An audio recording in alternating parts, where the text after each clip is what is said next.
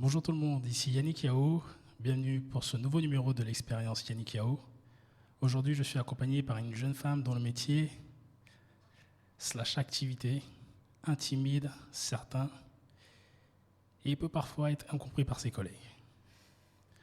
Donc, je suis accompagné par Marie-Danielle.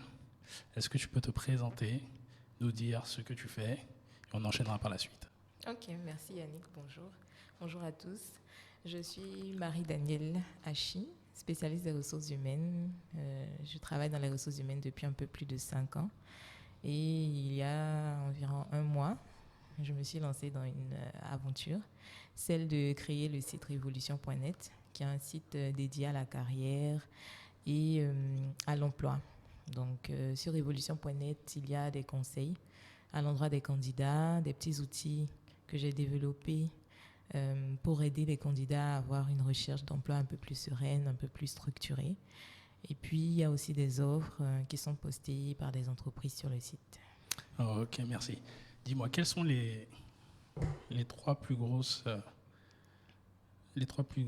incompréhensions par rapport à ton métier, par rapport à ton poste? Parce qu'effectivement, de mon expérience, ça fait longtemps que je suis à la recherche d'un emploi et que je suis dans l'entrepreneuriat à fond depuis un certain nombre de temps. Mais effectivement, quand j'avais affaire à, on va dire, ton profil, même si j'étais sûr de moi, j'étais pas sûr de moi. Donc, ouais, dis-moi les trois plus gros, on va dire, misconceptions, c'est en anglais que j'ai le mot, et les trois plus grosses choses que les gens, je dirais, pensent de ton métier alors que c'est pas forcément la réalité. Bon, généralement, les gens trouvent que les RH sont froids, qu'ils sont pas francs. Deuxième chose. Et troisième chose, qui sont toujours pour l'administration générale ou pour la direction générale, donc par défaut contre les salariés. Mais ils se méprennent parce que le RH est aussi un employé lui-même.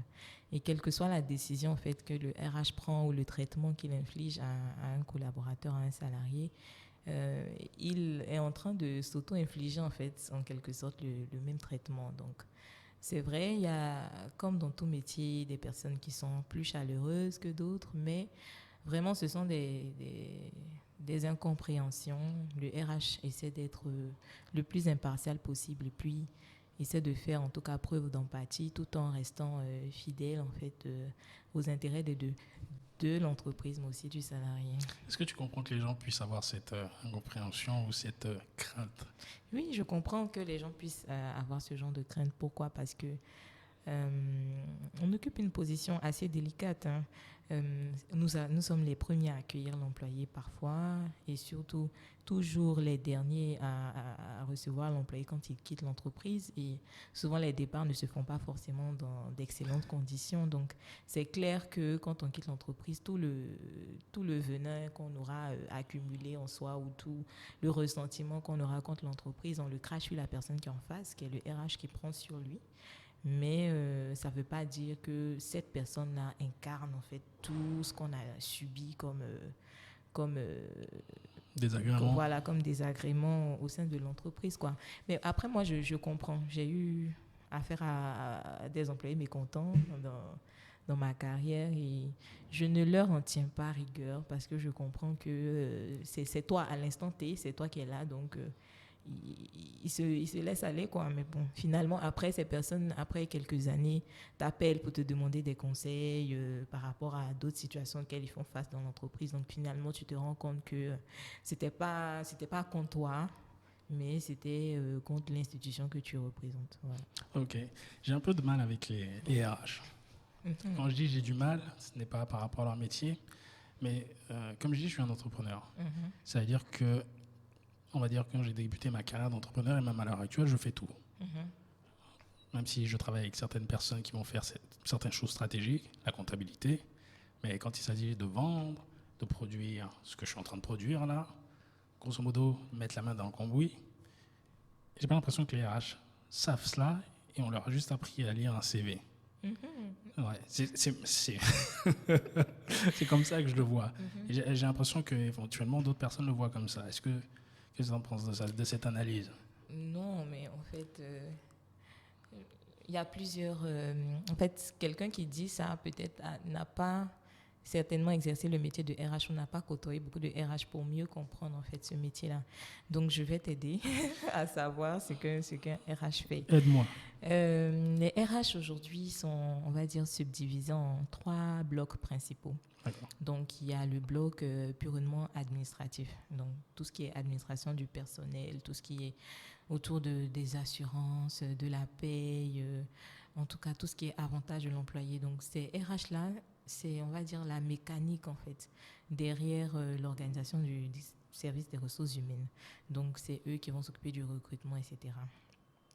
Et après, tu as les pôles d'expertise. Donc là, tu retrouves les HR Business Partners qui sont, on va dire, c'est un nouveau métier au sein des RH. C'est des gens qui sont au front avec les collaborateurs. Par exemple, si un HR Business Partner est partenaire de la vente et du marketing, c'est un poste que j'ai déjà occupé. D'accord. Il est avec vraiment les employés qui sont dans ce département-là. Il connaît leur activité, il connaît leurs difficultés et c'est lui, en fait, qui prend leurs problèmes RH et qui trouve des solutions sur mesure ou qui revient vers l'équipe pour leur demander, voilà, comment vous pouvez aider ce salarié-là a tel problème sur son salaire, comment vous pouvez aider. En tout cas, c'est le premier. Dans tel département, par rapport aux objectifs qui sont fixés, je pense qu'ils auront besoin de nouveaux collaborateurs qui doivent les rejoindre. Donc, comment on planifie sur l'année de nouveaux recrutements, qu'est-ce que ça va coûter, toute la réflexion derrière et tout ça. Ça, c'est le HRBP qui fait ça. Il pense aussi la rémunération de façon à ce que les salariés soient motivés. Mais la rémunération est pensée en fonction de leur activité, en fonction de quel levier on peut activer pour qu'ils soient motivés vis-à-vis de la rémunération et des avantages, etc. C'est lui qui dit tel véhicule n'est pas adapté à tel type de commercial parce qu'il connaît l'activité. Maintenant, après, il y a les pôles d'expertise. Donc, tout à l'heure, j'ai rajouté le recrutement dans l'administration, mais non, je le rajoute plutôt dans les pôles d'expertise. Donc, tu as les gens du reward, donc il y a des gens qui pensent la rémunération de façon totale. Ce sont des experts, on n'en trouve pas beaucoup dans toutes les entreprises, mais généralement, ils travaillent sur une région donnée. Ils comparent les salaires, les niveaux de rémunération, les salaires, les niveaux de rémunération et tout ça. Ils les comparent en fonction du marché, des concurrents pour s'assurer que l'entreprise est compétitive, etc. Ils s'assurent aussi que la rémunération est équitable. Il y a les recruteurs, aujourd'hui c'est un métier à part entière. Eux, ils sont plus psychologues, ils ont une déontologie, ils ont une façon de faire de la chasse aujourd'hui, de la chasse, de trouver des candidats adaptés, etc. Donc ça, c'est vraiment des pôles d'expertise. Donc c'est comme ça, en fait, qu'aujourd'hui, la RH est organisée. Et tu trouves souvent des organisations où il n'y a pas tout ça. Donc tu as une seule personne, mais la personne essaie de toucher un peu à tout. Donc le RH d'aujourd'hui n'est pas celui qui se tourne les pouces ou qui... Effectivement. C'est quelqu'un qui est beaucoup challengé. Voilà. Effectivement, de ce que tu dis, effectivement, moi j'avais juste le RH recrutement dans ma tête. Je n'avais pas tous les autres actions qu'il faisait. Dans ce climat de Covid-19, coronavirus, là, comment ça se passe? Comment vous faites vos recrutements? Les recrutements se font par vidéoconférence. D'accord. Les recrutements se font par vidéoconférence. Et dans ce climat de Covid-19, il y a beaucoup de gel de recrutement. Mais il y a des besoins. Donc, ce que les RH sont amenés à faire aujourd'hui, c'est de contacter les personnes directement ou de passer par les réseaux professionnels pour identifier les profils et puis d'avoir des entretiens de façon proactive, de sorte à ce que lorsqu'il y aura le redémarrage, ils puissent faire avancer en fait ces candidats-là dans le process pour qu'ils puissent les rejoindre au plus tôt, quoi. Donc, voilà. Ok, je t'ai connu sur LinkedIn et je crois qu'il y a quelqu'un qui a posté, j'ai oublié son nom, la personne, et j'ai l'impression que tu avais commenté aussi. Il parlait du fait qu'il avait posté une offre. Oui. Et qu'il avait reçu pas mal de candidatures qui n'étaient pas forcément... qui ne correspondaient pas aux critères et il se plaignait un peu des candidats, c'est ça? Absolument. Pour être très franc, ça fait à peine 1 an que je suis là. Et j'ai du mal encore avec le marché de l'emploi. Je ne sais même pas réellement comment fixer le salaire des gens que je vais prendre. Je crois que quand j'ai démarré il y a quelques mois de cela, j'avais une équipe. Je crois que je les ai surpayés par rapport à ce que le marché demandait. Malheureusement, ce que je voulais lancer n'a pas fonctionné. On va dire, c'est la vie d'un entrepreneur. Et de ce qu'il disait, ça me paraissait fou, en fait, au niveau des tarifs qu'il proposait par rapport au poste qu'il proposait. Ou peut-être il avait loupé un zéro. Ah bon, mais c'est qu'on ne parle pas du même poste parce que je n'avais pas vu les tarifs. D'accord, ok, ça ne doit pas être le même poste alors. Alors, on va avancer parce qu'il y en a, dans ce climat-là, il y a les sujets, en tout cas sur ligne, c'est coronavirus, ce que font les gouvernements africains et tout, et les emplois, comment ça se passe et tout. C'est uniquement ça, 99%. Il y en avait un autre qui avait posté le recrutement par vidéo call, et il disait que, ok, c'est pas parce que vous êtes à la maison qu'il ne faut pas vous mettre dans une situation de recrutement, quoi. Vous êtes en train de bosser. Est-ce que ça arrive réellement autant que ça à l'heure actuelle? C'est-à-dire que le gars, il met sa vidéo, mais peut-être il est en short, il est en t-shirt, et c'est pas aussi sérieux que ça devrait l'être. Non, mais honnêtement, je ne fais pas de recrutement actuellement. D'accord. Donc, je ne saurais pas dire. Mais je pense que le problème n'est pas forcément lié au Covid. Parce que même avant le Covid, les entretiens par Skype, c'était pas adapté par tout le monde, mais ça se faisait quand même. Donc, si le candidat ne s'est pas apprêté, je ne pense pas que ce soit un problème de Covid ou un problème qui soit à la maison, mais je pense que ça a plus à voir avec le candidat, avec sa perception du rendez-vous, son niveau d'information, l'intérêt qu'il apporte à la chose et tout ça. Et puis voilà quoi.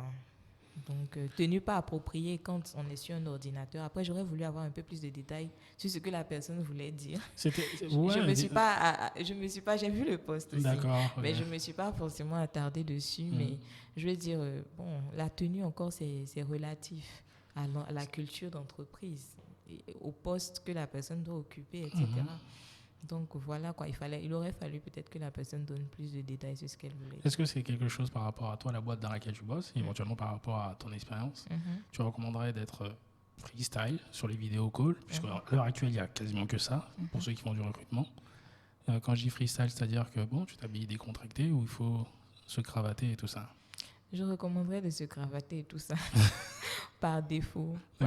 Pas parce que quand tu ne connais pas la culture d'entreprise, c'est pas la peine de tenter des choses hasardeuses, non. Mais c'est mieux de rester classique. Et puis quitte à quand tu rejoins l'entreprise, effectivement, changer de style, quoi. D'accord. Revenons depuis le début. Quand on parle de Marie-Danielle, que pensent les gens de toi en tant que ressources humaines? Ah bon, d'accord. Ça dépend de qui parle. De qui parle. Non, mais je pense que vis-à-vis des salariés, de façon générale, on a quand même un bon relationnel. Après, ils pourront venir commenter la vidéo pour dire si c'est si c'est faux, si c'est vrai. Mais non, j'essaie de façon générale dans la vie d'être le plus juste possible et de parler avec vraiment beaucoup de franchise. Donc, je pense que quand tu es franc, les gens le sentent. Donc, ils savent quand tu peux négocier des choses pour eux. Ils savent aussi quand tu peux pas. Et du coup, les choses sont plus claires ainsi, quoi. Généralement, tu es dans quelle position? Tu es plutôt côté salarié ou plutôt boss? Puisque finalement, tu es entre le marteau et l'enclume. Non, je suis au milieu. Je suis au milieu. Tu ne vas pas te mouiller. Je suis au milieu. Non, pas. Honnêtement, je suis au milieu. Mes patrons peuvent regarder la vidéo, donc, mais qu'ils sachent, que tout le monde sache qu'en tout cas, je suis au milieu. Je ne favorise personne par rapport à l'autre. J'essaie de faire en sorte que chacun ait ce qui est juste, que chacun paie aussi ce qui est juste. D'accord. Je pense que c'est mieux comme ça parce que aujourd'hui, c'est l'autre, c'est le salarié, mais demain, ça sera peut-être moi. Donc, voilà, je voudrais donner à l'autre le traitement que je souhaiterais avoir, en fait. Ok, tu réponds bien, Inès. Mais revenons même beaucoup plus en arrière. Qui était la petite fille Marie-Danielle? La petite fille Marie-Danielle, genre quel âge? Genre quand elle avait 5 ans. Elle était comment? 5 ans. 5 ans. Ne réfléchis pas trop, tu sais très bien comment tu étais. Non, j'essaie de me situer dans les classes et puis de voir. Bon, 5 ans, je pense que c'est assez tôt. Hein. Est-ce que j'ai beaucoup de souvenirs de 5 ans? 5 ans, je pense que j'étais au CP2. 10 ans. 10 ans, je pense que j'étais au CM2. D'accord. Donc, j'étais devenue très studieuse parce que mon maître me chicotait. Donc, comme j'avais peur de la chicotte, j'ai commencé à étudier D'accord. et donc à avoir de bonnes notes. Et bon, ça m'a aidé pour la suite. Mhm. À la maison, j'ai une sœur, j'ai deux sœurs, Deux sœurs. mais c'était celle qui me suit directement, avec qui je jouais beaucoup. D'accord. J'aimais chanter. J'étais dans Les Oiseaux du Monde. C'est un groupe des années 90, un groupe d'enfants qui chantaient. Les oiseaux du monde, j'ai l'impression que ça me parle. Oui, tu connais forcément. C'est quoi? Donne-moi une chanson. Donne-moi une chanson. Non, tu vas mettre un extrait de la chanson. Non, je ne mettrai pas d'extrait. Donne-moi Non, le titre. Donne-moi le titre. Je pense que j'ai l'impression qu'il y a un titre Il y a eu Que la fête soit, mais avant que la fête soit, il y a eu. Je pense que c'est eux qui ont chanté Fleuve, fleuve, fleuve comme moi. Il ne sait pas nager, il s'est noyé.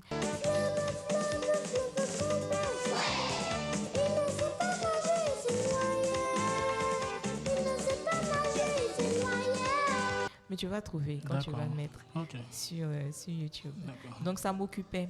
Mes parents m'ont beaucoup occupée les mercredis, les samedis. J'avais beaucoup d'activités et tout ça. Donc c'est un peu dans ça que j'ai grandi. Être beaucoup active, lire, faire des trucs avec les autres et tout ça. Vous étiez 3 filles à la maison, hein, ce que tu me dis. C'est ça. Toujours vécu en Côte d'Ivoire? Oui, toujours vécu en Côte d'Ivoire, mais j'ai quitté mes parents à 17 ans. D'accord. Pour aller étudier en Inde. Ok. De 2009 à 2013. Ça m'intéresse, ça. Mm-hmm. Ça m'intéresse. J'ai une cousine qui est partie en Inde. Elle m'a dit que ça a été très compliqué. Elle est partie il y a 1 an pour de la médecine. Elle m'a dit que ça a été très compliqué le rapport avec les Indiens. T'es resté combien de temps là-bas? Un peu plus de 3 ans et demi. 3 ans et demi? Comment ça se passe le premier jour que tu arrives en Inde? Le premier jour, j'arrive en Inde, je devais... Attends, juste avant même. Pourquoi l'Inde?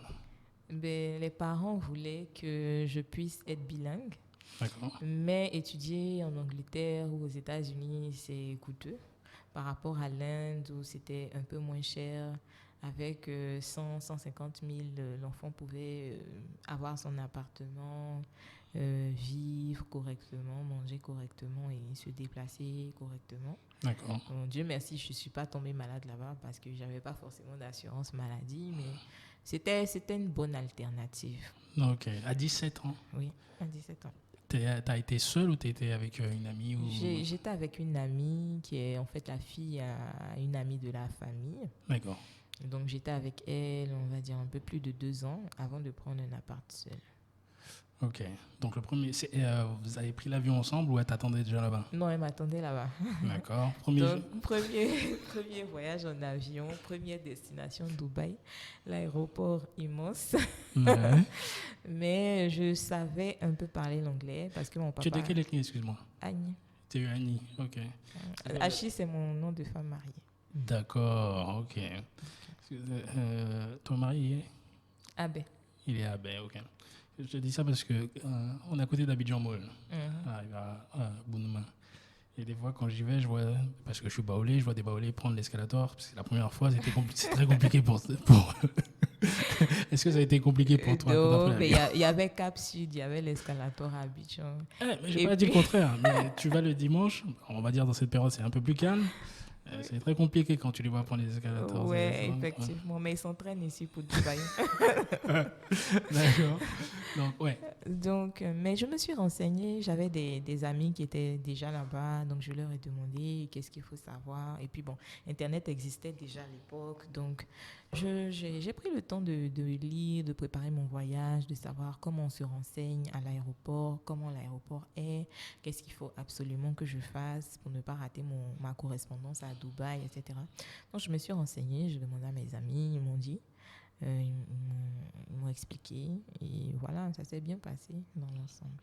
Ok, pour le voyage. Pour le voyage. Quand tu es arrivé là-bas la première fois que tu as vu tous ces Indiens, j'étais pas choquée parce que les enfants africains sont ouverts au monde. Généralement. Parce qu'ils regardent la télé, ils regardent les clips. Donc, c'est plutôt les autres qui sont pas ouverts, qui n'ont peut-être jamais vu d'Africains, qui sont étonnés. Waouh, ça c'est tes cheveux, ça c'est ta peau. ah bon, on veut te toucher pour voir est-ce que Tant les gars, ils sont pratiquement plus que toi, ils sont plus noirs que toi. Quoi. Ouais, mais bon. D'accord. C'est ça. Donc, voilà. Et puis, il y a le complexe un peu de la peau, la peau noire. On trouve elle est sale. Donc, bon, c'était assez difficile parce que tu avais l'impression que les gens, ils regardaient au travers de ton corps, ils regardaient ton âme. Tellement le regard était intense, tellement il te fixait. Mais le bien de fonder dans tout ça, c'est qu'aujourd'hui, je n'ai plus peur du regard des autres. Quoi. Donc, tu l'as subi pendant 3 ans. Vraiment, donc je peux traverser une foule sans gêne aucune. Donc, c'était ça. Et puis, mais l'Inde, c'était bien parce que ça m'a permis de grandir. Quand je quittais Abidjan, j'avais 17 ans. Ouais. Je suis revenue, j'avais la vingtaine entamée. Donc, c'était bien. Donc, on va pas trop vite. Dans les 3 années, là, moi, ça m'intéresse ton expérience en Inde. D'accord. Qu'est-ce qui t'a le plus marqué? Les 3 choses qui t'ont le plus marqué en Inde? Les 3 choses qui m'ont le plus marqué en Inde, c'est le niveau de pauvreté. D'accord. Et d'éducation. Donc, les gens, ils étaient vraiment super pauvres. Ils vivaient en fait avec très peu d'argent. Très peu d'argent, mais ça ne veut pas dire qu'ils étaient malheureux. Ils étaient heureux. Ils ont réussi à s'adapter. Ils vivaient avec très peu d'argent. Mais ils trouvaient en fait le moyen, malgré le niveau auquel ils étaient là, d'être quand même un peu, on va dire, méprisants vis-à-vis des Africains, des Noirs, qui avaient même un meilleur niveau de vie que quoi. Parce que quand tu prends ce que le Western Union, pardon, on ne fait pas de publicité. Hein. Non, il n'y a pas de souci, on est sur Internet. Quand tu prends le Western Union qu'un parent, peut-être qu'ils vont te payer après. envoie à son enfant, pour certaines familles en Inde, c'était l'équivalent du revenu du père qu'il utilisait pour nourrir toute une famille, quoi. Et les Africains aussi, tu les connais. Ils vont acheter les motos, les voitures. Se mettre à l'aise. Voilà, se mettre à l'aise. T'es loin. Et donc, tes parents veulent que tu sois dans les meilleures conditions. C'est ça. Mais donc, ça créait, on va dire, de la jalousie. Et il y a d'autres, même sans raison, forcément, qui ne voulaient pas que des Noirs louent leur maison. Où il y avait aussi beaucoup d'idées reçues. Les filles africaines, elles sont des prostituées. Les garçons, ils vendent de la drogue. Ce genre de choses, ça m'a marqué. Positivement, ce qui m'a marqué, la cuisine indienne. D'accord.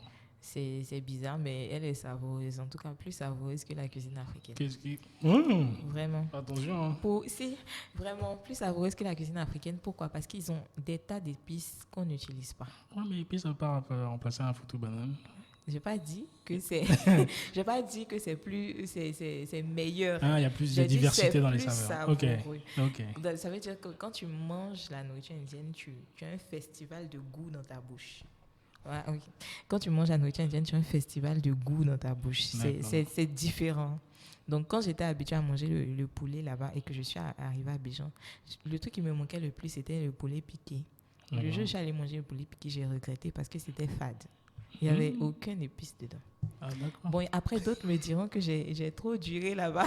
Beaucoup duré. J'ai trop duré là-bas. Mais c'est vrai, c'est savoureux. Et de temps en temps, même, je vais manger au restaurant indien avec mon mari, qui a aimé, qui a découvert. Je lui ai découvert. Où ça il y a un restaurant? Moi, je viens d'arriver. Il y a un restaurant qui s'appelle Baba Katamita. C'est à Marcory résidentiel. OK, d'accord. Et le monsieur, le propriétaire, il a grandi à Abidjan. D'accord, OK. Mais c'est parfait, c'est top. Le restaurant, je vais aller faire un tour là-bas, je vais dire. C'est Marie-Daniel Agé qui m'a dit. Et il est accueillant. D'accord, il a intérêt. Mais allez manger Gaba. Manger indien une fois en passant. OK. Donc, troisième chose qui m'a marqué, c'est que les Indiens sont travailleurs. Donc, le métro aérien de Bangalore a été construit pendant qu'on y était. Tu étais où exactement? À Bangalore. C'est où ça, Bangalore? C'est au sud de l'Inde. C'est quoi le... L'État, c'est le Karnataka. C'est au sud de l'Inde. Il y a plusieurs États en Inde. Ah, d'accord. Oui, il y a plusieurs États. Donc, moi, j'étais au Karnataka, c'est au sud de l'Inde. Donc, après, tu as d'autres villes comme Mumbai. Voilà, c'est Mumbai qui est le plus, on va dire, connu touristiquement. À cause du cinéma. Exactement, OK. Donc, tu as Mumbai, tu as... j'ai oublié un peu les villes.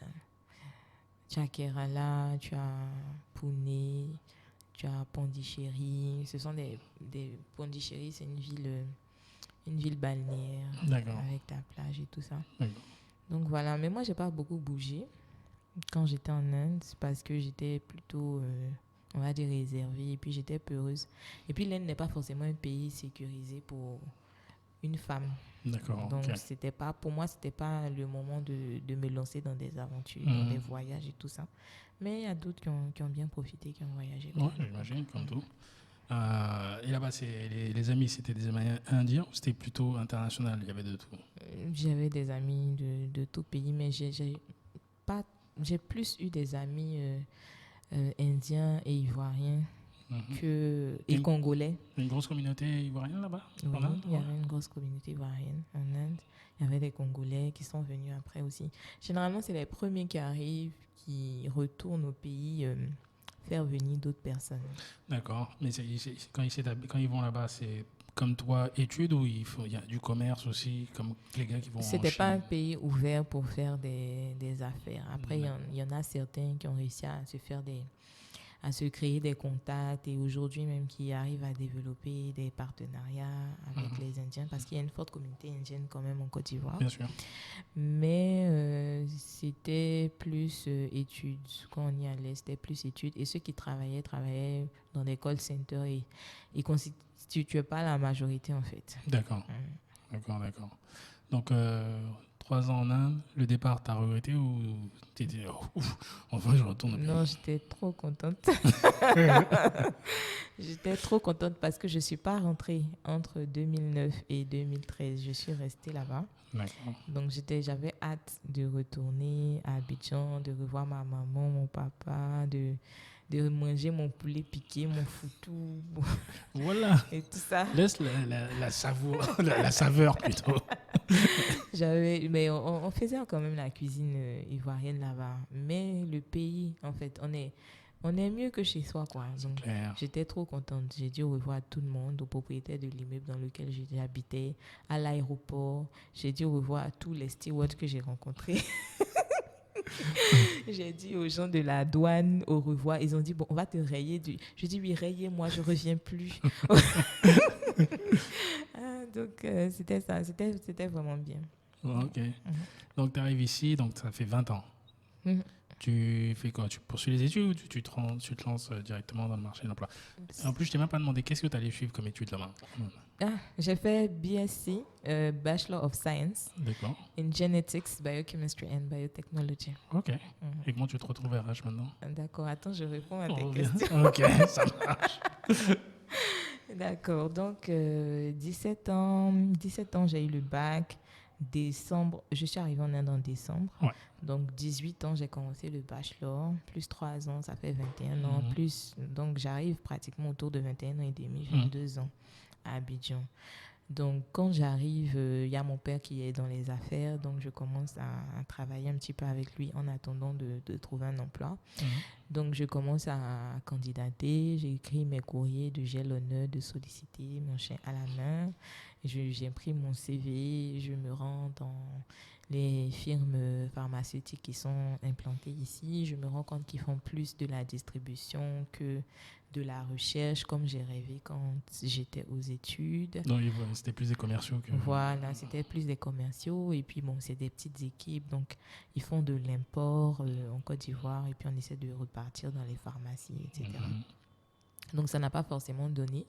Mais je suis croyante et ce que la Bible dit, c'est que tout travail que tu trouves à faire, fais-le.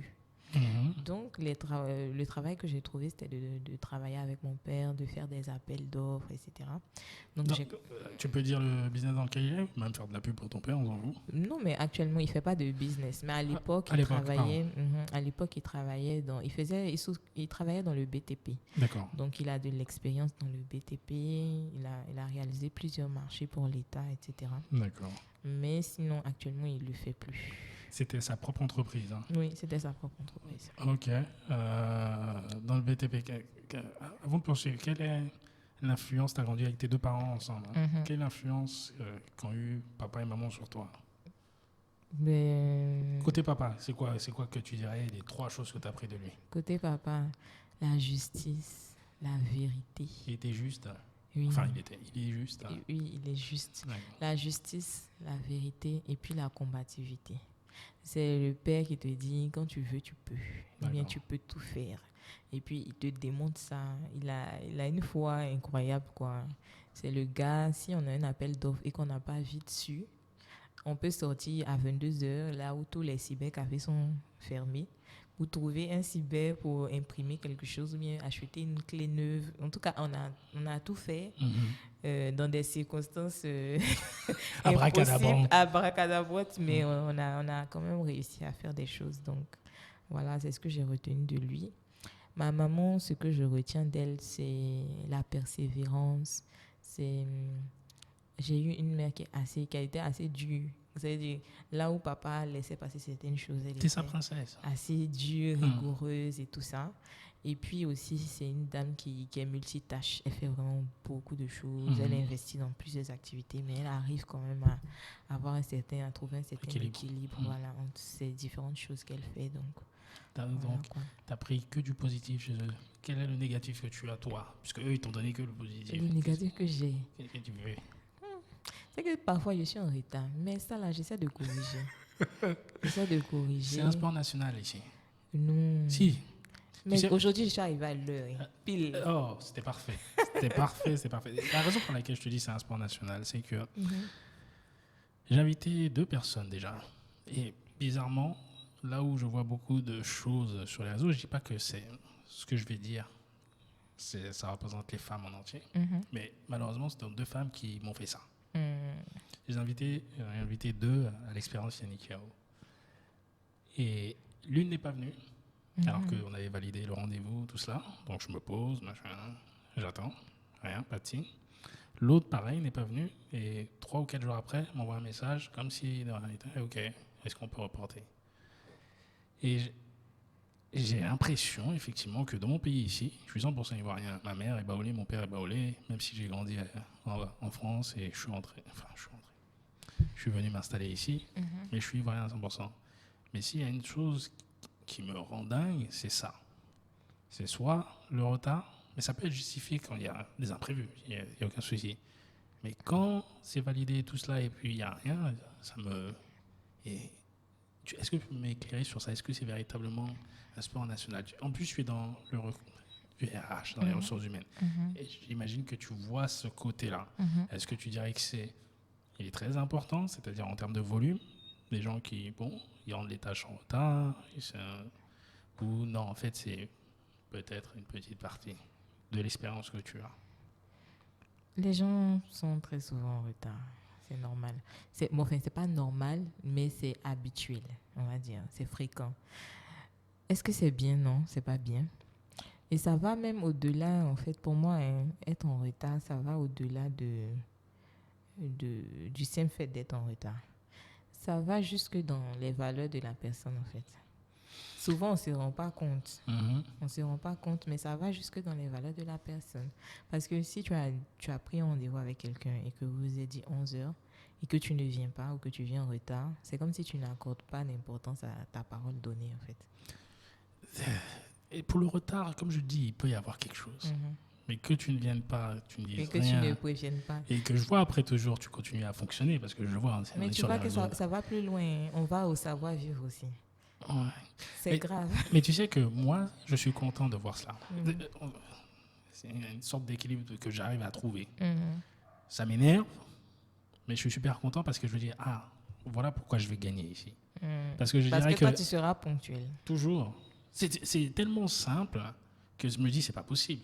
Comment les gars n'arrivent pas à comprendre que juste ce petit détail, mais qui a une grosse importance, les mecs ils mettent pas ça en place. Ou comme quand tu vas parfois dans des administrations, pas tous, mais il y en a beaucoup qui font la gueule. Que ce soit la banque, que ce soit quand tu vas payer ta facture de téléphone chez Orange. Il y en a beaucoup qui font la gueule. Je me dis, mais c'est pas possible. Le gars qui arrive à mettre en place un service ici, mais il va gagner un service où les gens sont accueillants. C'est pas tous les employés, et je ne leur en veux même pas, parce que je pense toujours que ça vient de là-haut. la manière dont tu te comportes là-haut va faire rejaillir sur comment ça va se passer en bas. C'est clair. Parce que si effectivement tu te comportes entre guillemets comme il faut là-haut et qu'un de tes gars en bas n'a pas cette ce qu'on appelle la culture d'entreprise, là, de ton entreprise, il va dégager directement puisque ça devient une pomme pourrie. Mais si effectivement j'envoie toujours les mêmes têtes à chaque fois, je sais que là où c'est là où ça ne fonctionne pas et puis c'est freestyle, quoi. Ouais. Et que pour revenir à ça, ouais, c'est très compliqué pour moi. Quand je vois que les gars ils sont en retard ou ils ne se présentent pas, je vais m'ouvrir les veines. Ils ne se présentent pas là, c'est grave. Ouais, c'est trop. Et là, mais pourquoi toi tu n'as pas contacté les personnes pour leur demander qu'est-ce qui s'est passé? Parce qu'on a validé et je vois que sur le réseau ils continuent à publier leurs trucs. C'est pas comme s'ils avaient eu quelque chose de grave. Je me dis juste qu'ils ne valorisent pas ce que potentiellement ils pourraient avoir ici. Parce que je suis très transparent. Ce que je fais ici, c'est vous donner la possibilité de promouvoir ce que vous faites. Et en même temps, vous. Derrière, je sais que potentiellement, quand les gens de ton réseau vont voir ça, potentiellement, ils vont être intéressés par ce que je fais. Et potentiellement, je vais faire du business avec d'autres personnes. Donc, c'est du gagnant-gagnant. Ici, je sais pertinemment que les gars, ils ne se montrent pas assez. Soit c'est quand ils sont sur les réseaux sociaux, c'est pour faire palabre, ou pour commenter des choses qui n'ont rien à voir forcément avec leur business et tout. La majorité. Moi, je parle que de business. J'en ai rien à faire de parler de Pierre, Paul, Jacques, ou de tel danseur de Zoulou, de je sais pas quoi qui a eu ça. C'est pas mon problème. Donc, je parle business. J'invite des gens qui font du business ou qui font des activités constructives. Derrière, ouais, mon but, c'est effectivement de montrer cela à un maximum de personnes pour pouvoir faire du business avec d'autres personnes. Donc, quand tu viens ici à l'expérience Yannick Yao, c'est pas pour moi. Tu viens en te représentant avec ton A-game et tu montres ce que tu as à montrer et potentiellement, ça va faire quelque chose pour toi et moi aussi, ça va faire quelque chose pour moi. C'est clair. C'est tout. Donc, si on a validé, on est des grandes personnes, on est des professionnels. C'est pas des adolescents ou des adolescentes avec qui j'ai affaire. C'est des personnes qui sont sur les réseaux et qui disent « Ok, moi, je fais tel business, je suis sérieux, je fais ci, ça. » Je ne dis pas que le fait que tu aies loupé notre rendez-vous ou que tu ne te sois pas présenté veut dire que tout ton business est nul. Je dis juste que pour moi, non, je ne vais pas te rappeler. Tu avais à te présenter, ou si tu ne t'es pas présenté, ok, tu me recontactes, mais tu ne me recontactes pas 3 ou 4 jours après, comme si de rien n'était, quoi. Parce que commencer avec des excuses quand même. C'est bien. C'est bien. Le temps que tu vas... C'est la seule chose que je valorise le plus, c'est mon temps. En plus, dans la situation dans laquelle on est, coronavirus et tout, tu t'entends, chaque jour, il y a des gars qui tombent à gauche, à droite et tout. Je n'ai pas le temps de m'amuser à je ne sais pas quel jeu. C'est pas un jeu. Les réseaux sociaux, c'est pas en tout cas, moi, comme je l'utilise, c'est pas un jeu. Je ne suis pas footballeur, je ne suis pas danseur, je ne suis pas chanteur. Je suis un entrepreneur. C'est-à-dire que tous les jours, c'est difficile. C'est ça que tous les jours, mon truc, c'est de gérer des merdes. C'est ça que j'essaie de faire. Donc, quand je t'accorde 2 heures, et toi aussi tu m'accordes 2 heures, je valorise cela. J'attends de toi que tu valorises cela aussi. Si c'est pas ça, bon, ok, il n'y a pas de souci. Je t'en veux pas. Parce qu'il y a des milliers et des millions de personnes, t'en fais partie, qui vont venir ici. Et on continue la vie, mais je ne peux pas derrière. Non, ça va. C'est clair. Et ton message que tu m'as envoyé 4 jours après, je répondrai éventuellement un jour. Non, mais il faut pardonner. Oh, je ne suis pas énervé. Non, j'ai pas dit que tu es énervé, mais il faut laisser tomber. Justement, j'ai laissé tomber. Il faut répondre. C'est ce que je dis. Je répondrai éventuellement. Dans 15 jours. On verra bien. Ok. Parce que si la personne vient, malheureusement, je vais rebondir sur ça. Et c'est pas forcément bon pour l'image que toi, tu veux donner en tant que professionnel. Je parle pas pour moi, je parle pour cette personne-là. Parce que tu vas être en mode justification et tout. Je pense, oui, toi. Si on a validé le rendez-vous, il n'y a aucune raison. Mais si vous validez un nouveau rendez-vous, tu laisses tomber le petit je suis obligé bémol. De piquer. Je vais te piquer un peu. Je vais te piquer un peu. Même si c'est dans 10 ans. Même si c'est dans 10 ans, bien sûr. C'est des bonnes histoires, ça. Ah, t'étais là, tu parlais sur les réseaux, t'étais professionnel. Et alors puis t'es même pas venu. Faut appeler pour demander pardon. Donc, on était où avant que je te coupe là? À l'Inde, c'est ça? Comment je suis passée de génétique, Oui, biochimie, oui. biotechnologie Oui. à HR. Mm. D'accord. Donc, j'ai commencé à travailler avec mon père et j'ai commencé à suivre un master en cours du soir. Mm. Donc, je faisais ça. C'était en développement durable. Dans une école qui s'appelle la chaire UNESCO qui est implantée sur le campus de l'université Félix Houphouët-Boigny. Donc, c'était très bien de faire cette formation-là parce que ça m'a permis d'être en contact avec des professionnels. Donc, c'était des gens qui travaillaient, qui venaient faire cette formation au cours du soir, les soirs. Donc, ça m'a permis de rencontrer quelqu'un qui m'a offert une opportunité de stage dans une ONG qui est dans plusieurs domaines. Donc, ça s'appelle CPHDA. Ils sont dans la lutte contre le terrorisme, l'éducation, l'autonomisation des femmes et des jeunes, ce genre de choses-là. Et implantés dans plusieurs pays en Afrique francophone. Donc, quand je rejoignais CPHDA, ils étaient seulement en Côte d'Ivoire. Et ils avaient commencé à travailler dans le Sahel. Et ça a été la première expérience qui était vraiment très bien, où j'ai appris à faire des créas, à soumissionner à des projets, à utiliser une caméra, à voir un peu comment on fait la réalisation vidéo, tout ça, parce qu'il fallait, à la fin des projets, filmer toutes les actions qui avaient été menées et envoyer les éléments, en fait, au bailleur pour le projet.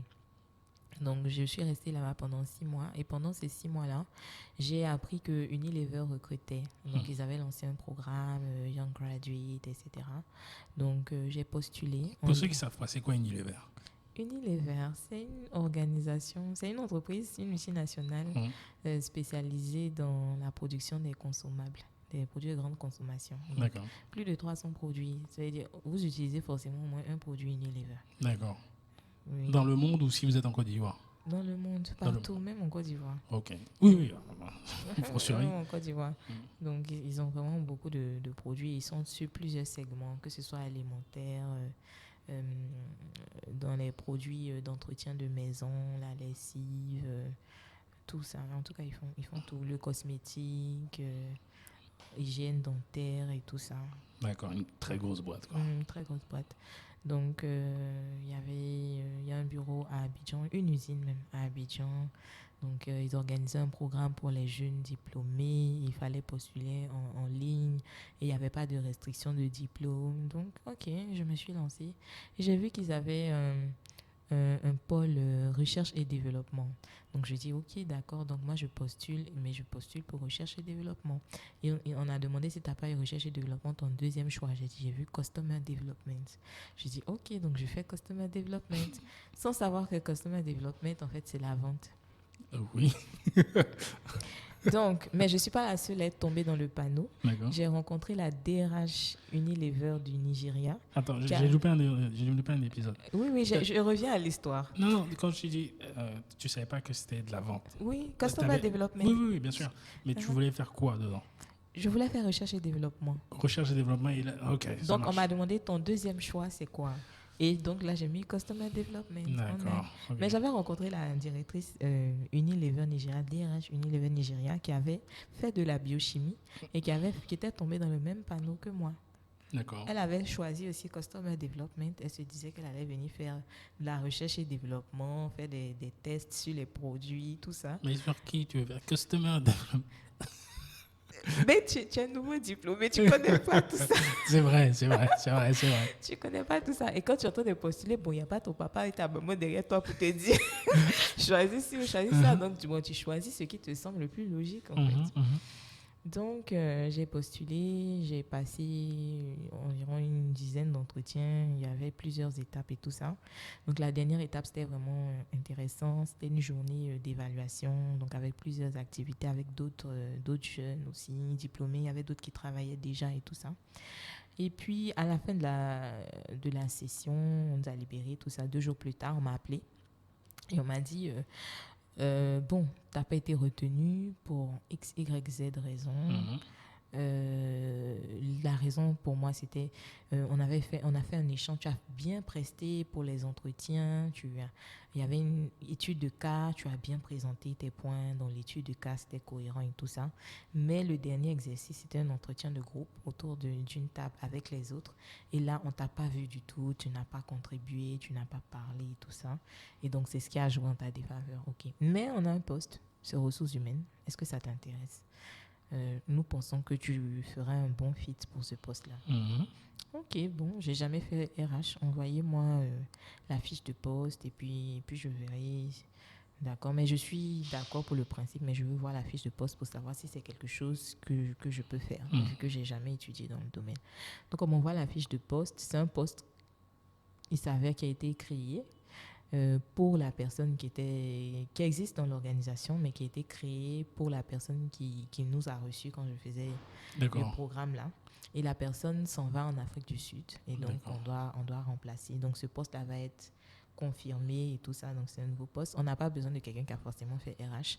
On a besoin de quelqu'un qui parle anglais, qui peut facilement communiquer avec le manager qui est au Ghana, qui peut aller dans les écoles, faire tisser des partenariats, organiser des events, qui peut apprendre vite, qui peut implémenter tout ça.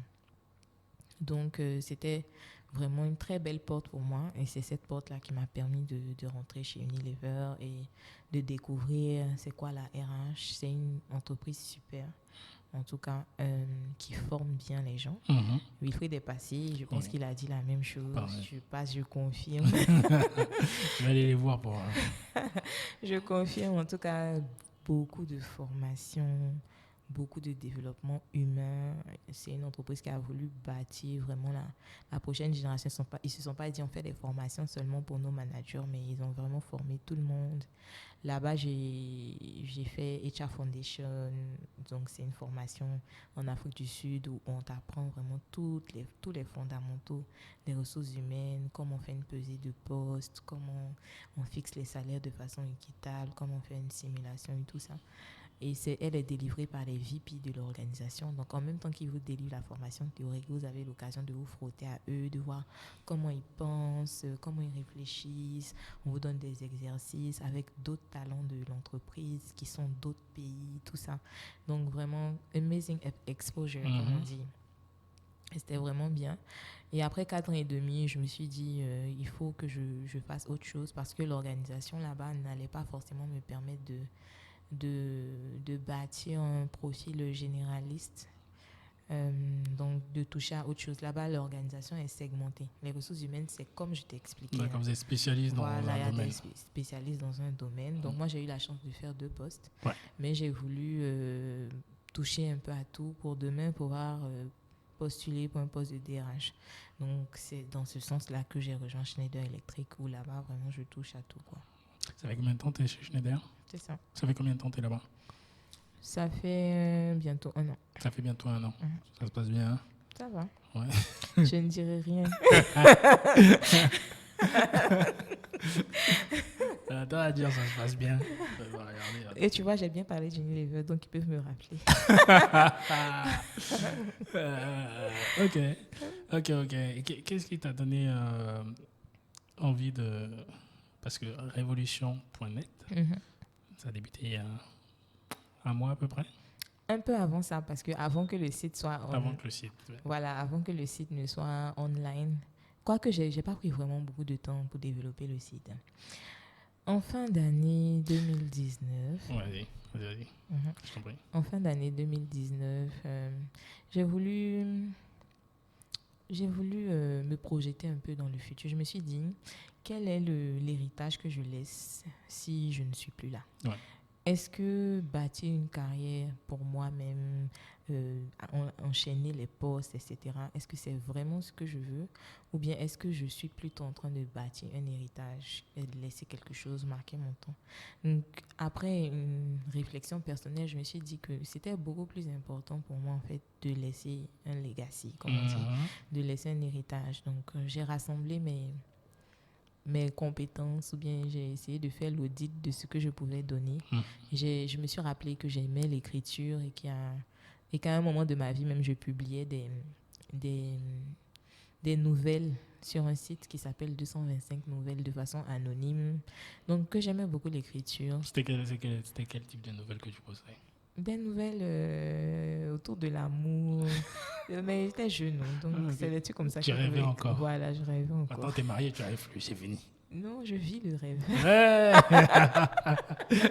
C'est bien dit, ça. Donc, C'est bon, ça. c'est ça. Donc, je me suis rappelé que j'aimais écrire. Donc, j'ai commencé à écrire. Et puis, je recevais des jeunes, parfois en entretien. Je voyais que vraiment, le niveau n'y était pas. Donc, je me suis dit, OK, je vais trouver un moyen romanesque d'expliquer aux jeunes ce qu'il ne faut pas faire ou bien ce qu'ils doivent faire. Et en même temps, trouver par ce moyen-là, trouver par l'écriture, en fait, le moyen aussi de m'exprimer et puis de déployer mon potentiel. Donc, j'ai commencé à rédiger des articles sur LinkedIn. Je ne savais pas utiliser l'outil de post de LinkedIn. Là. Je ne savais pas rédiger, en fait, du contenu engageant court. Je ne sais pas comment faire ça, jusqu'à présent même. Je fais au pif, quoi.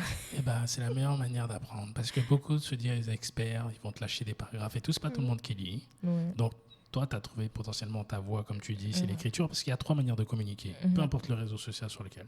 L'écriture, vidéo, on est en train de faire, l'audio. C'est tout. Derrière, tu proposes au public. Si le public, il aime, que ce soit court, long et tout, tu balances. C'est ça. Donc, les gars, quand les gars disent, ouais, il faut publier court et tout, peut-être que ça me fonctionne pour lui. Mais pas forcément pour les autres. Exactement. Exactement. C'est ça. Donc, j'ai commencé à rédiger les articles. J'ai eu de bons retours.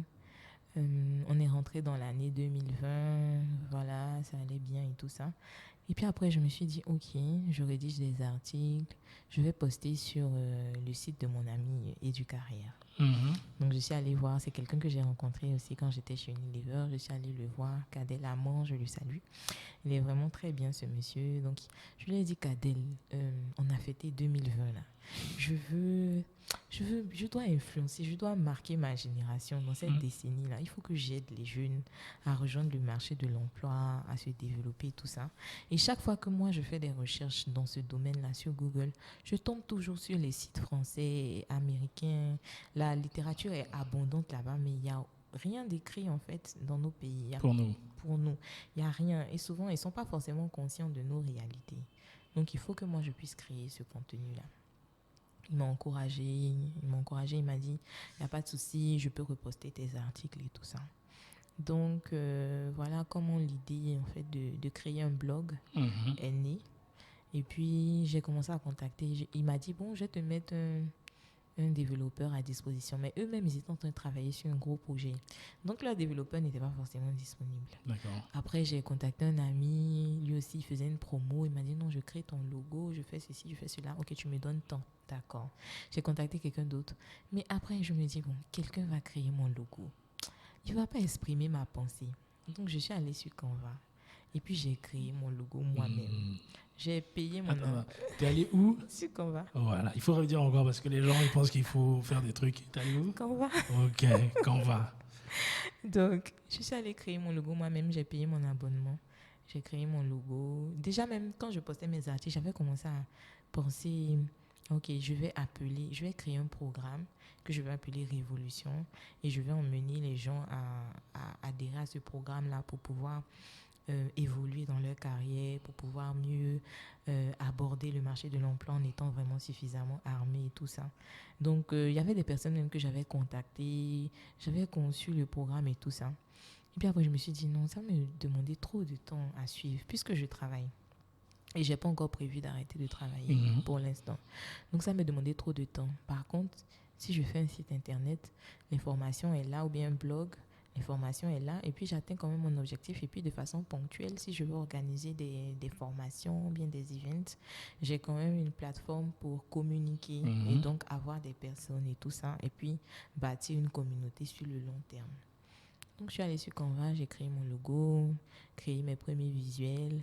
Et puis, j'ai commencé à lire des blogs sur comment créer un blog. Donc, je suis allée sur WordPress. J'ai vu que WordPress France, c'était plus cher. Donc, j'ai commencé à faire la recherche en anglais. L'anglais sauve. Donc, ça sauve tellement. Non, les gars, ils ne comprennent pas. Je t'assure, juste parenthèse sur ça. L'anglais, on est là, la Chine, machin. C'est vrai, ok. L'anglais, tout ce que j'ai fait, les sites internet que j'ai fait, moi je vais faire la pub pour moi. J'ai créé un site qui permet, c'est un réseau social même, qui permet à des étudiants qui font du sport de se faire recruter par les universités américaines en sport-études. Ça s'appelle awestv.com. Mon anglais, je l'ai appris en côtoyant effectivement des anglo-saxons, mais beaucoup en étant sur Internet, en traduisant les trucs, parce que j'étais inspiré par les rappeurs américains, des 50 Cent, Puff Daddy et autres. Et je voulais comprendre ce qu'ils disaient, parce qu'ils parlent beaucoup d'argent. Moi, ça m'intéresse l'argent.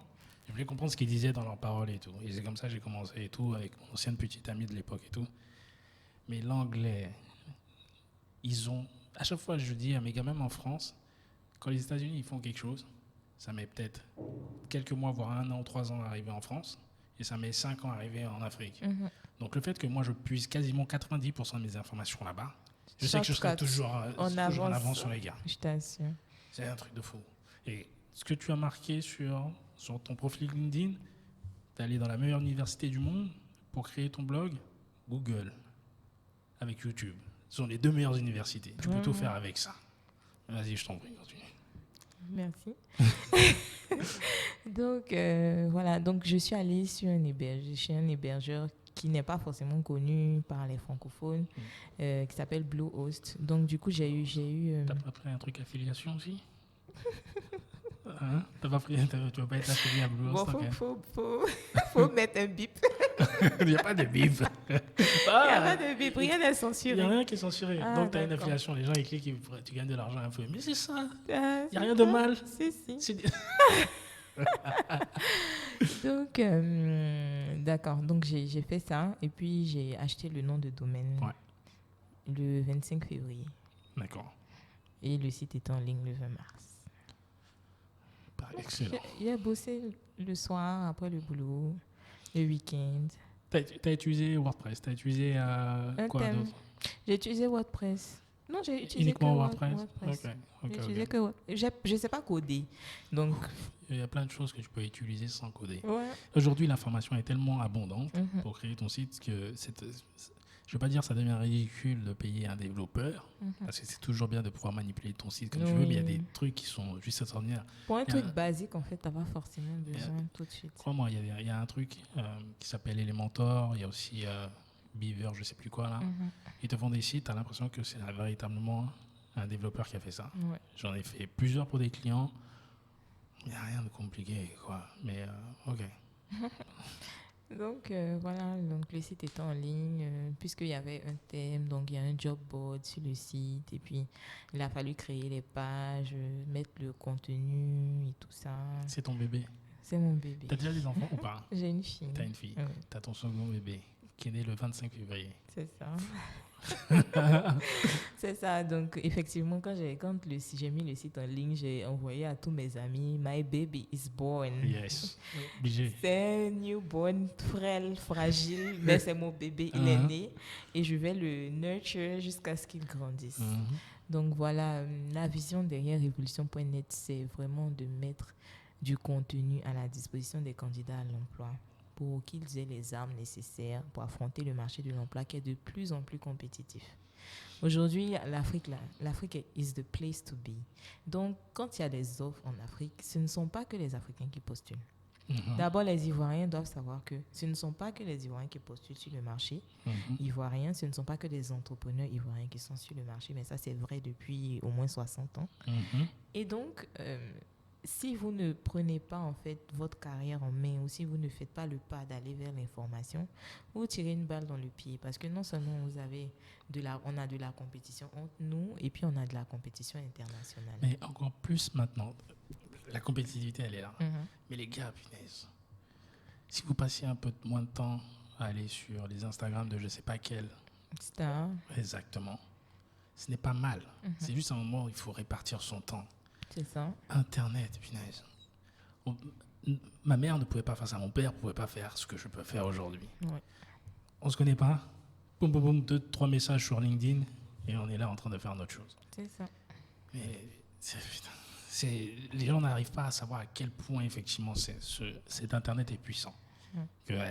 Quand je dis Internet, je regroupe tout. Google, YouTube, les réseaux sociaux et tout. Ouais. Voilà. C'est ça. Et voilà quoi. C'est un cri de cœur, je pense, qui est partagé. Il faudrait vraiment que... Après, ils se plaignent, ils disent qu'on ne communique pas dans le langage qu'ils comprennent. Il faudrait qu'on leur parle d'une certaine façon, etc.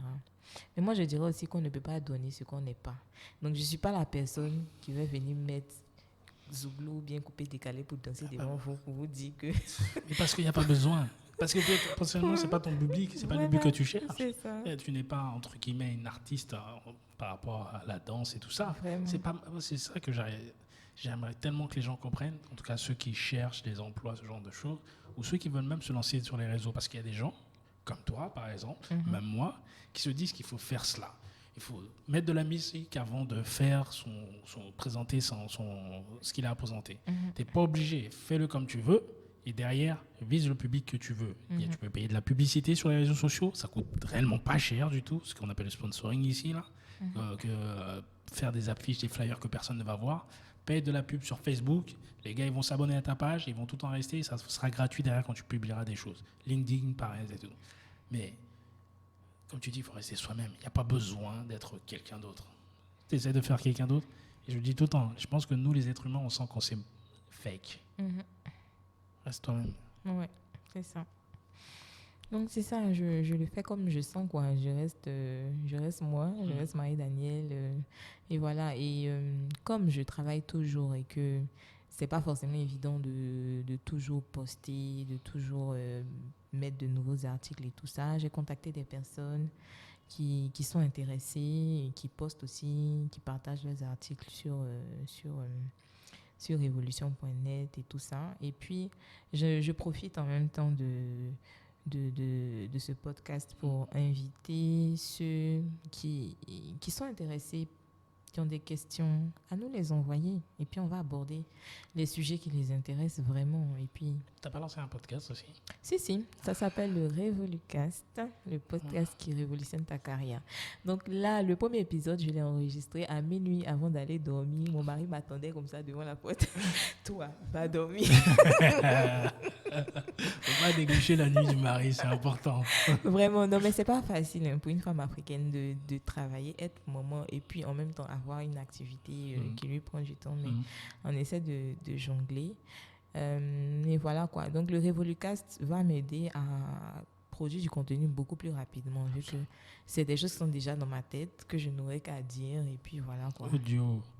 Et même cet audio-là, on en parlera, mais tu peux publier directement sur Link en fait. Pas besoin de mettre ta tête ou tu mets une affiche, vidéo, machin. Voilà. Putain, c'est incroyable. Comment tu peux distribuer ce que tu veux distribuer maintenant. C'est ça. C'est devenu la nouvelle distribution Internet. C'est ça. Comment tu te sens dans le podcast? Comment tu te sens dans les podcasts? Mais à l'aise, c'est comme si je parlais avec quelqu'un parce que j'ai des conversations avec moi-même tout le temps. Mais tu sais que tu pourrais être...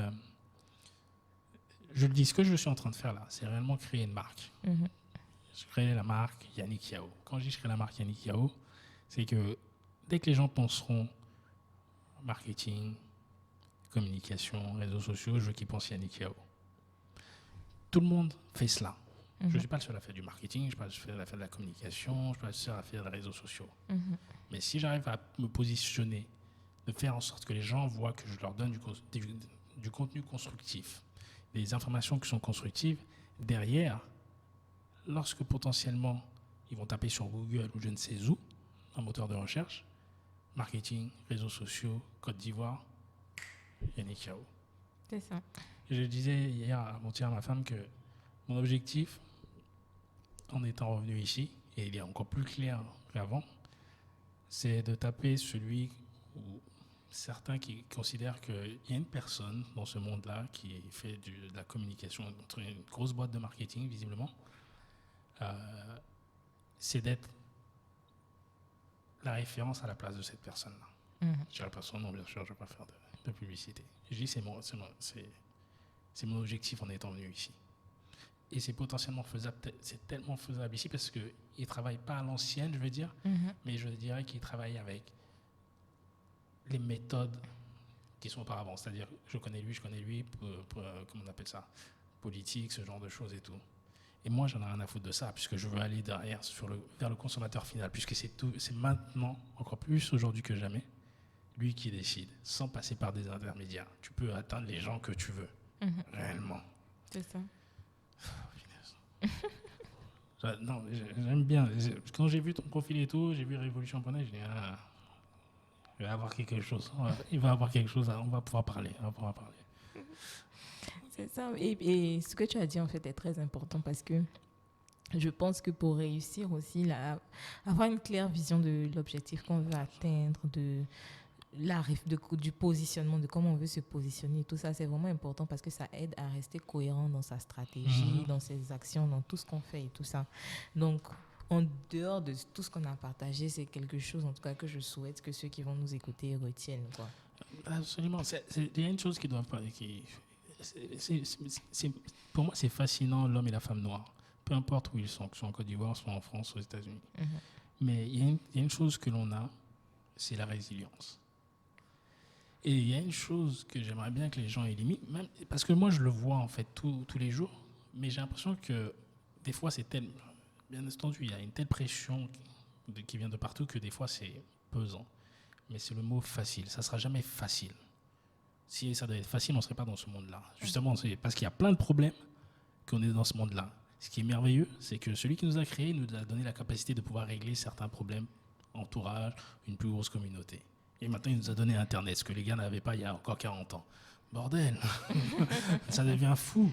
Tu peux avoir le même nombre ou peut-être beaucoup plus de gens qui te suivent que certains prophètes.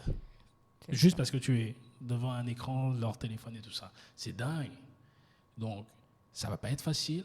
Le but, ce n'est pas forcément d'être une rockstar, mais le but, c'est de pouvoir aider un maximum de personnes qui peuvent te permettre de pouvoir, toi, t'aider avec ta famille et tout ça. C'est tout. Derrière, l'argent va suivre. Ce n'est pas le problème. Mais il faut, à un moment donné, se mettre potentiellement à l'anglais, parce qu'éventuellement, je comprends, comme je dis, il y a la Chine, mais la Chine aussi parle anglais. Tout anglais, il faut parler anglais. Je sais qu'il y en a qui militent pour revenir à nos langues. Bien sûr, moi aussi, je viens d'avoir 2 enfants, j'ai envie qu'ils comprennent la langue de mes parents, de mes grands-parents et tout ça. Mais il est clair et net qu'ils vont parler anglais. C'est dans un monde qui veut cela. C'est ça.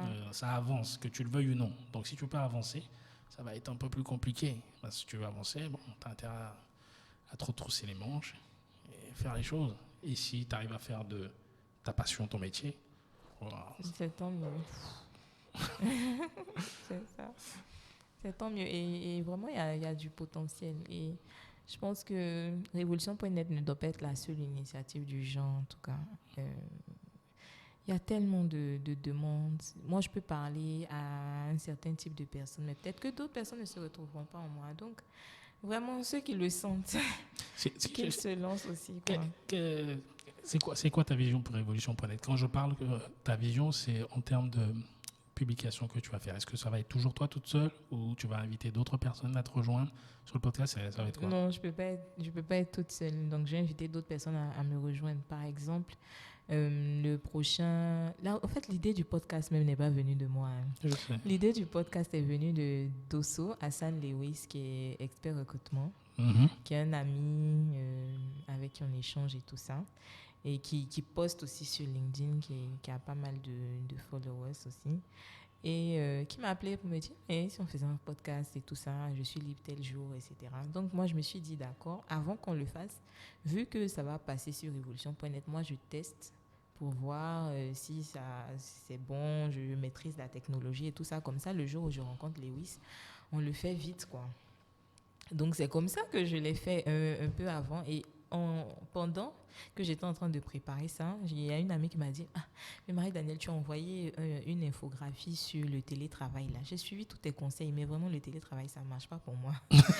Donc j'ai dit ok, je n'ai pas le temps d'écrire un autre truc, donc on va faire un podcast sur ça. Tu vas expliquer tes problèmes là et puis Excellent. On va essayer de résoudre ça séance tenante et puis je suis sûre que ça va aider d'autres personnes. Excellent. Donc voilà 2 idées d'épisodes comme ça qui sont déjà calées, qu'on va faire aujourd'hui et demain.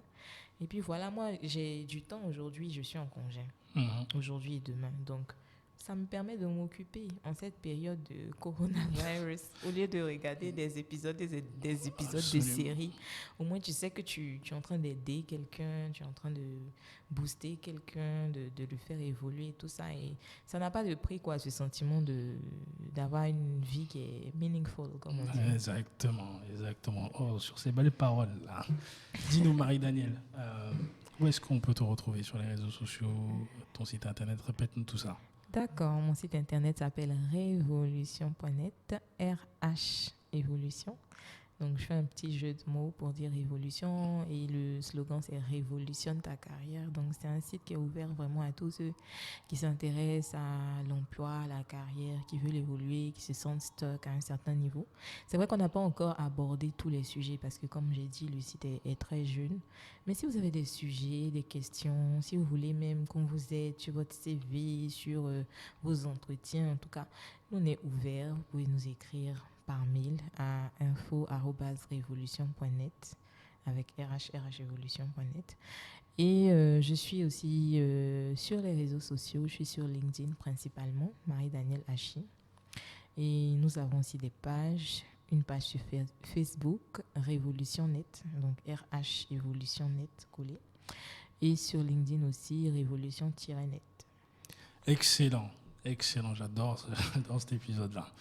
Bon, c'était le 3e épisode de l'Espérance Yannick Yao avec Marie-Danielle Hachi de RH. Je t'ai dit RH Évolution la dernière fois, .net. Hein. C'est révolution.net. RH Évolution.net. C'est ça. Donc, allez sur son site. Je suis sûr que vous allez trouver des informations super pertinentes. Allez sur son LinkedIn, contactez-la. Parce que, autant moi, je suis stupéfait de voir qu'il y a encore des choses au niveau des gars qui postulent sur certaines choses. Ils font ça. Je me dis, c'est pas possible, mais bon, pourquoi pas. Contactez-la. C'est clair qu'elle est resourceful. Elle a beaucoup d'informations à donner. Et vous l'avez entendu quoi, pendant le temps qu'on a passé ensemble. Donc, c'est fini. Déjà fini. Okay. Donc, à très bientôt, tout le monde. Et n'oubliez pas, peu importe la plateforme sur laquelle vous trouvez, YouTube, LinkedIn, Facebook, Instagram, commentez, partagez. Mais si vous voulez venir dans l'Espérance Yannick Yao, vous allez quand même contacter sur l'une de ces plateformes-là et puis on essaiera d'arranger cela.